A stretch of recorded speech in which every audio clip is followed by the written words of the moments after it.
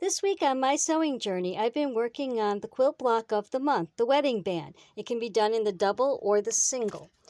Now, I'll show you first the single, and I made my own paper templates instead of using and buying fancy tools for this. So the first thing I did was mapped out the template for these little bands here, which was this piece here, and I started at 1.5 inches across up to 2 inches, and then 2.5 at the end, and this is 2.5 inches high. And then I cut out my fabrics from my scraps, and I marked my back seams, and I sewed them together, and you'll need 6 sewed together. You don't have to use scraps. You can do them all the same color or all the same style, but I just wanted the more scrappier look.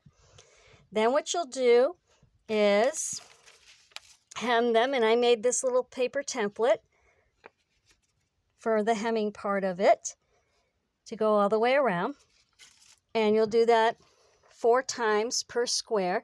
Now your background square is 12.5 inches on this one, and then what I did was this pink piece of fabric here, I made my corner piece, and I started out with 5 inches here, 6 3/4 there, and 4 3/4 there for that corner piece that goes right over those ends, covers those ends up.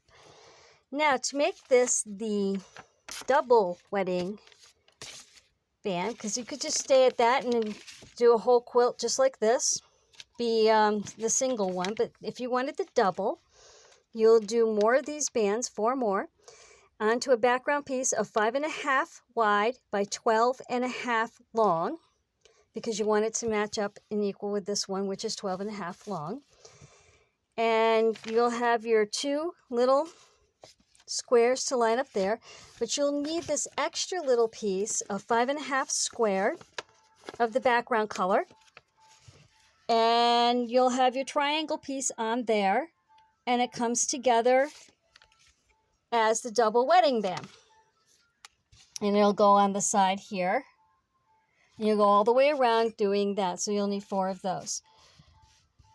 I hope you like this idea. Thank you for joining me today. Thank you for liking, thank you for subscribing, and happy sewing.